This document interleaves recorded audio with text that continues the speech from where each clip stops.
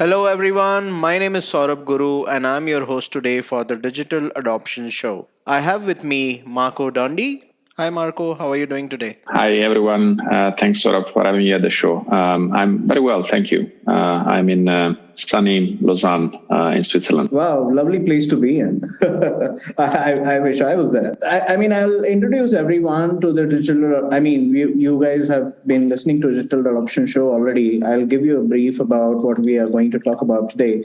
We are talking about discover the skills future employees will need, and we will hear it from a McKinsey expert, which who's with us, Marco Dondi. Before I start, a quick introduction. Myself, Saurabh Guru. I head the global customer solutions team at Whatfix.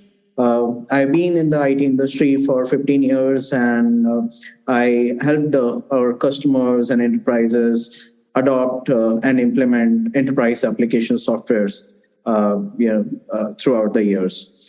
I have Marco with me today, who's a future of work expert at McKinsey. Marco, do you want to quickly introduce yourself? Sure, Saurabh. Yes, I joined McKinsey in 2009, so quite a while ago. It was straight out of university. I studied a combination of management and economics. And I took a variety of roles in McKinsey.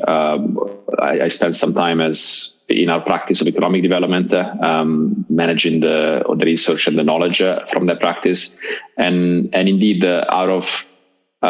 it's interesting that out of the economic development, actually, we started looking into this topic of given all the future of work trends, whether it's the adoption of new technologies or different ways of working, how does that change the needs of skills of people and therefore of the systems that develop those skills, be that in the early educations or in adults and continuous training. Excellent topic and excellent background for the topic that we are discussing today, and more so for the current trends of the industry as well, right, with the rapid changes post-COVID.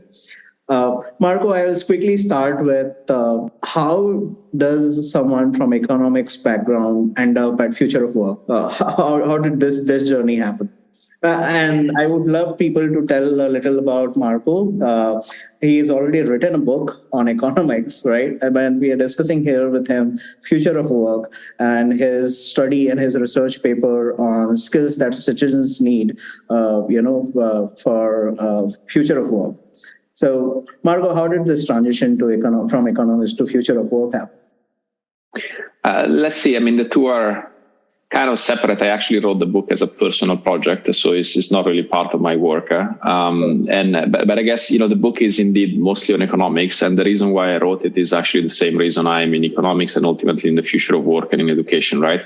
And it is that the world still has a lot of people that are not living a life that is aligned with the possibility of our times.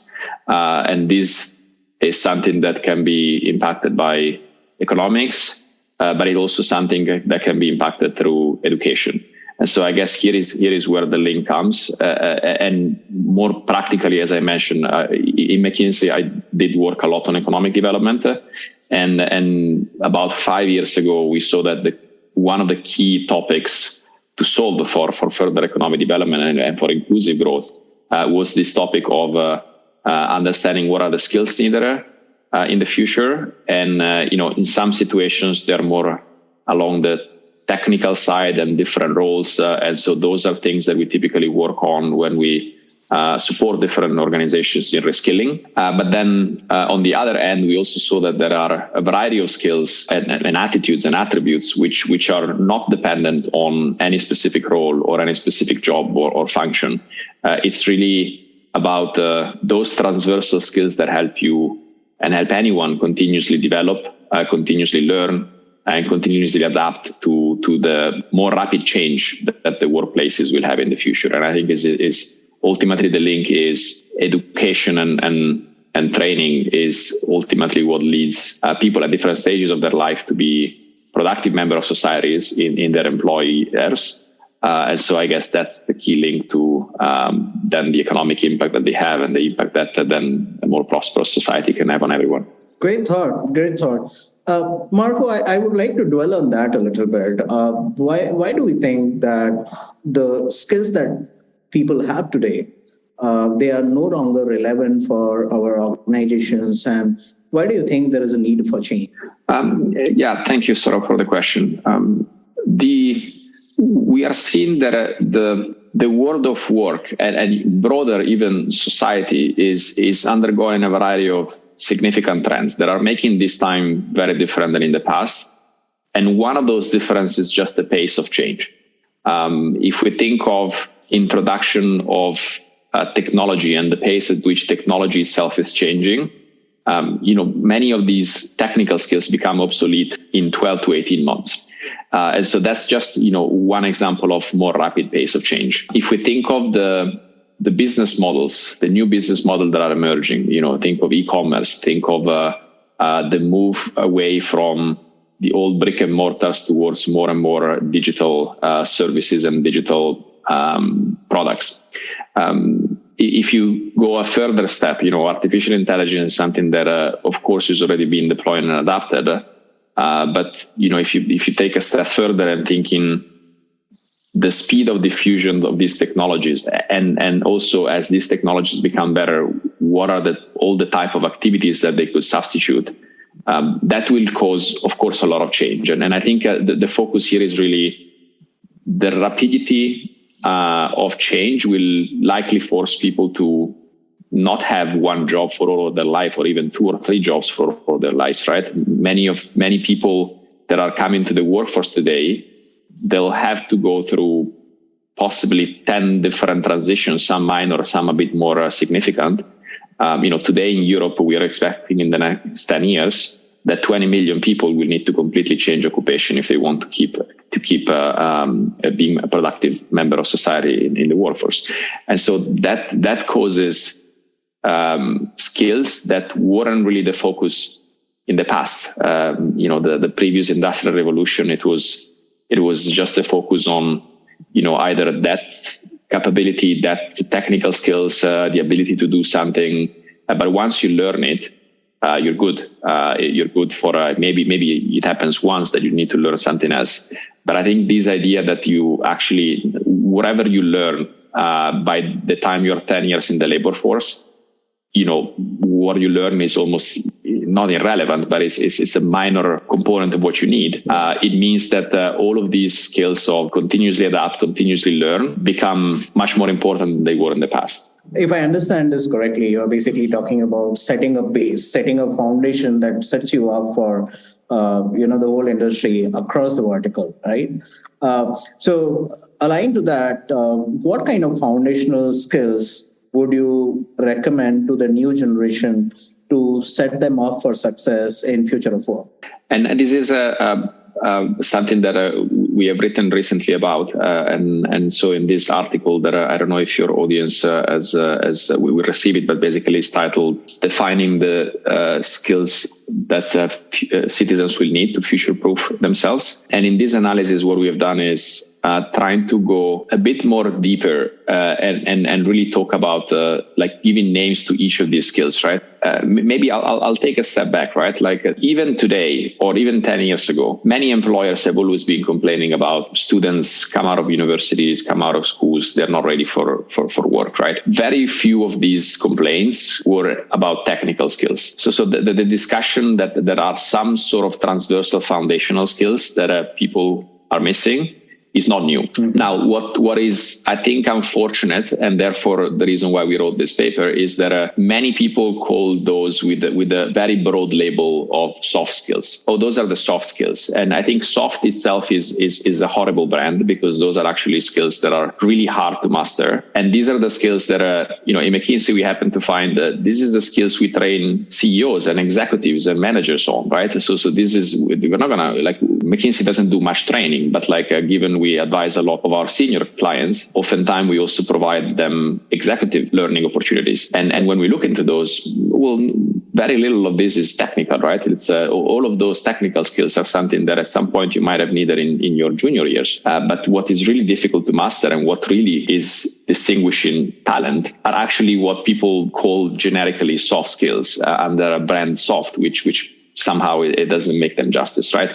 So I think what we have done first is trying to really unpack these so-called soft skills, because there's a very broad variety of these, right? And so in general, we try to organize them around, there are some higher cognitive skills, and there's and this is again a broad category, right? Within these, it's there's much variety as well.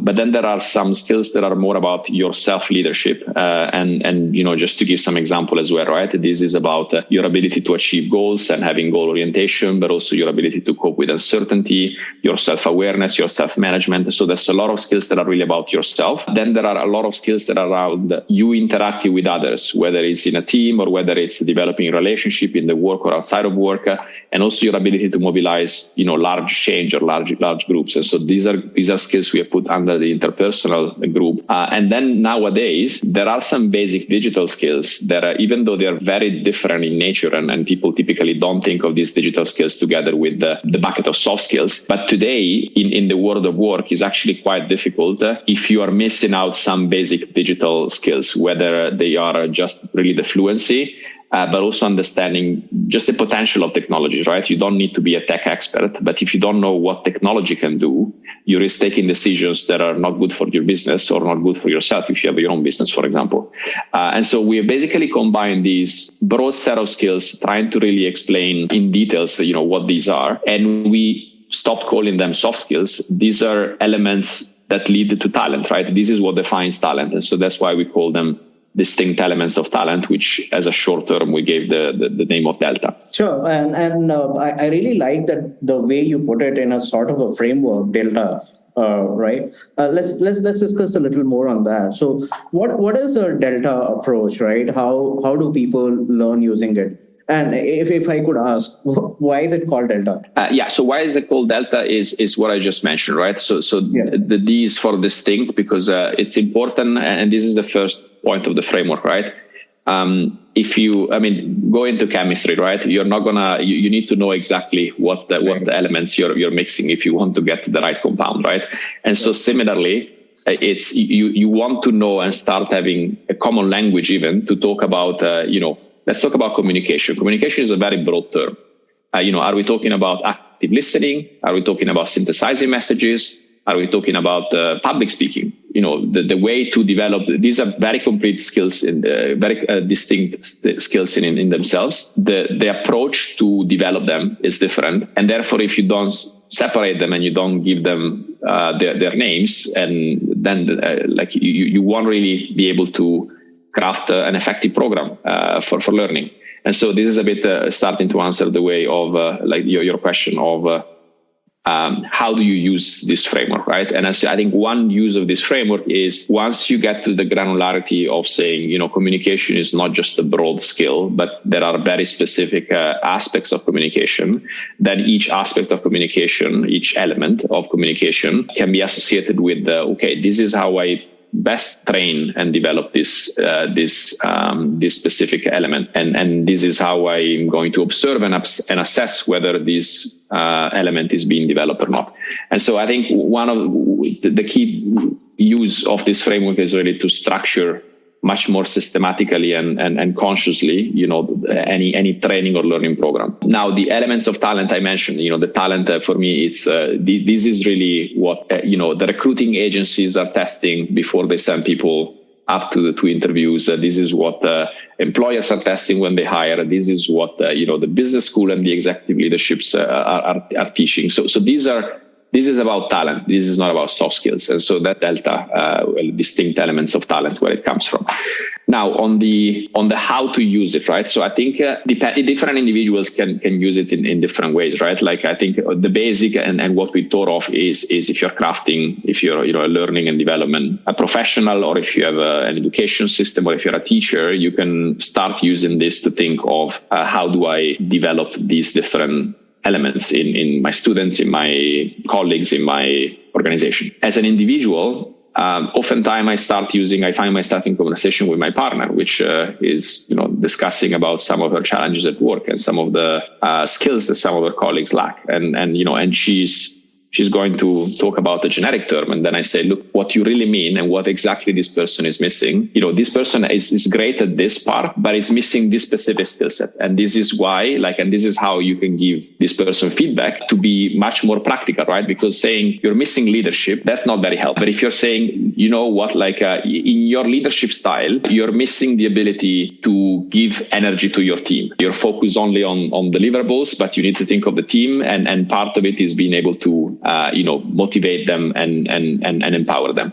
And so that's exactly what you want to talk to them, right? Not the generic. So I think is very useful to give more precise feedback. So that's another way that I'm finding myself to use it. And so maybe as an individual, and sometimes even in discussion with my partner, we do point at each other on when we are not using one of these skills in our conversations. Great. I think I really love that insight based on how it started, how it had a personal note to it as well, and also that it touched upon a broad range, right? It's touched upon recruiting, it's touched upon teamwork, it's touched upon hiring, it's touched upon how people might play well together if they have a balance of these skills. Really great insight, right? But to get future ready, how should people develop these skills, right? Especially considering this is a broad range, right? Very broad range. So how should people actually learn, or how should people actually develop these skills to be future ready? Yeah, and again, thanks for the great question, Saurabh. And as you mentioned, it's a broad range, which and this is one of the feedback that we received from the paper is, you put out a paper saying these are foundational skills, and then you have 56. If it's 56, they can't be the foundational one. So it is, very fair input. And so what the thinking that we have done after it is to look at, which one are really the foundational ones, in the sense that you need to have and master them in order to be able to then learn and develop the others. And I think here the exercise we have done is splitting, those 56 in different categories and really pointing out what are those foundational ones, right? And I think what we found indeed is that the digital ones, those are more the technical skills that you need to have the basics, you need to have, but those are also something you need to keep up all the time. And so it's really an output, right? Like if you have the right curiosity and the right, and now I'm of course mentioning some of the more foundational one, but if you have the combination of the curiosity and the ability to keep up to date and continuously learn, those things you get, right? Those are really not foundational. Then we saw that there are some of these skills and attitudes that are a bit more what we call human based, right? So in that sense, for sure, they'll have a much longer shelf life than the technical one. Think of just to give a sense, right? Think of your empathy, your humility, your sense of integrity, your ability to cope with uncertainty. These are more human intrinsic skills, which are important. But again, these are probably not at the pinnacle. They're not the foundational one, because, you can master them, but it's not that mastering empathy gives you the ability to develop a curiosity. And so this is really when we got to, what are the few skills that are really meta. So they are foundational. You need to get them first. And so I think what we came up with was number one, I think I mentioned that sense of curiosity, which we translated in, the ability to continuously learn, right? Like it's that self-development instinct that lead you to continuously want to learn. And immediately after that, if you want to self-develop, the one part of self-development is asking and giving feedback, because it's really important to have a different perspective on things we're doing well and things that we could improve. Without that ability to ask and have a feedback conversation, it's really difficult to develop it. And then I think the other part was the adaptability that also came up among those set. Being able to really adapt to different style of working, different people, different situations, and therefore, in that adaptability, comes together the ability to flex and the ability to learn. And then the last one I would mention is the self-confidence, right? This is something that oftentimes it came up high. We did some regression on the proficiency we found in people with some of these skills. And their ability to have higher incomes, higher job satisfaction, and in general higher employability. And what we saw is, for example, self-confidence was one of those skills that was always among the most important ones and the ones with the higher correlation. And so I think it's some level of self-esteem and believing in yourself, believing that you can learn. It's also really foundational. So I would say these are, again, not easy to learn, or to develop. These are not things that you learn, right? Becoming self-confident, seeking development, giving, receiving feedback. This is what, once a person that deeply developed this and didn't have them before is probably going to look almost a different person. So we're really talking about personal growth and development here. And I think the first suggestion is this comes with the willingness and the intention, right? I need to want to develop these. Is not something that I can be forced upon, or others can say now you need to. If I don't believe that there's benefit in me in growing in this direction, then no training program will really help me. Right. I remember a note from our previous speaker on the last show.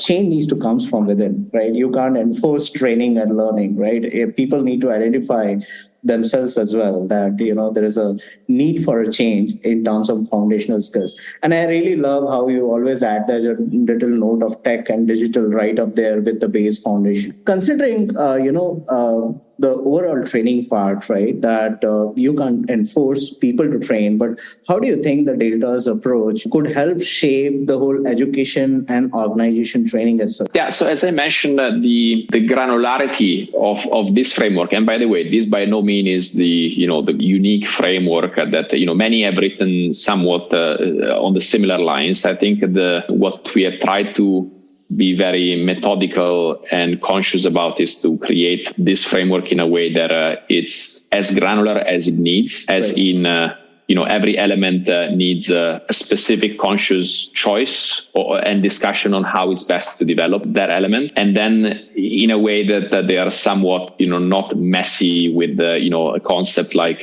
broad concepts like emotional intelligence that, it's really difficult to pinpoint, right? They're so broad that you can define it in a variety of ways, right? So we try to basically give more precise definition and avoid all the very broad concepts to give more precision. So in that precision, any education system or learning organization could either take this or develop their own, but that level of precision give you the ability to say, okay, for example, I'm gonna meta tag all my program to make sure that if this is how I develop hashtag creativity, this is it. I can always go there and find it. And if I see that the creativity in students is not improving, I go back, I see how I'm developing creativity, and I change it. So I think this is a bit how organizations can use a similar framework. And I think especially in the education system, I think it's quite important that this is pursued more systematically, right? And the challenge is that our education system have been developed, especially the higher education system and the high school system. They have really been developed mostly focusing on the content and the knowledge. All the assessments are assessing people based on what they know and what they can conjure up on a test, which means that most of the focus is really going into the subjects and into the what you might be asked in a test. And so if you're not intentional in actually saying, okay, but how do I also develop all of these arguably more important traits that will be the one that future-proof citizen, they enable them to learn whatever they want in the future. How am I actually doing this? And so I think many education organizations have been very open to say, many of these things I simply haven't prioritized, and there's a chance that even if I say that they are important, we might not be developing in schools because we're not training teachers on them. We are not suggesting specific approaches and modalities to develop these different skills. And so I think this is where really I hope many education system and organizations will become much more precise. Maybe let me close this answer to a metaphor, right? I can't remember if it's in Finland or in Sweden, but even one country where basically they are in snow most of the year, right? And so the language of that country has 17 different words to mention snow, to describe snow, and every word is describing a specific type of snow. And so here is the same thing for skills, right? If you believe that these skills are such an important part of the future and of your life and your success, then saying soft skills is just saying no. And yes, you see it's white is falling, but that's not going to give you much, right? If you think instead that these skills are really will make everyone successful, and in my personal opinion, everyone a better human being. And this is ultimately humans have developed by cooperation, and the reason why we have achieved what we have done is because we've been able to cooperate with each other. And so behind all of these cooperation, there's many of these skills. And so these are really important. So worth to go to the extent and exercise of precisely define what these skills are, and then defining and deciding how we best develop it in our learning programs. Sure. Thanks for that elaborate answer. I think it's about reinforcement and realization that what is the base, right? What is the foundation for people to be future ready, and that base probably comes from education, like you were saying, right? I mean, the education system needs to start adopting these in order to make people future ready, rather than enforcing it later at organization stage. While that is a stage as well. Coming from, you gave a really interesting example about a really interesting metaphor about snow, right, across countries. And that reminded me of my next question that I was going to ask about.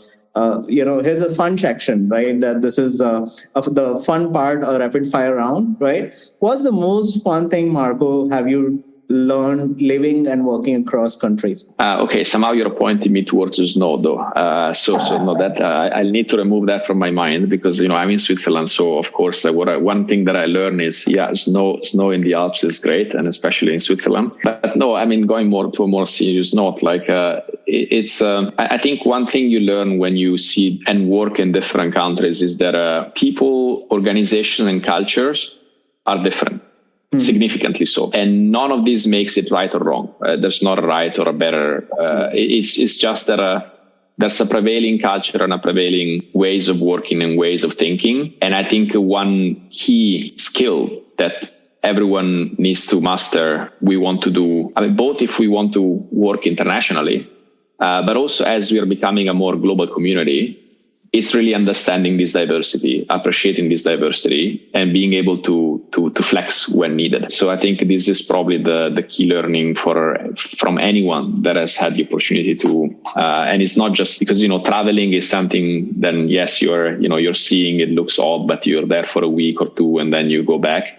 But when you actually work or live in a place and you see just how different things are, and you appreciate that difference, I think, and this is where probably, the design, the idea of, exchange students and, or multi-diverse programs, whether it's learning and all those organizations that are really pushing to increase diversity, is because they really understand the beauty of diverse ways of working coming together, and people appreciating diversity. Sure. I think that's a fun and really interesting thing to learn.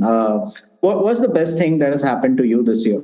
Interesting. So I moved house. So I went a bit further from the city. So I'm in a bit of a remote area in Switzerland, close to the mountains. Not too close, but a bit closer, and the lake. So that's, I guess, on the personal side.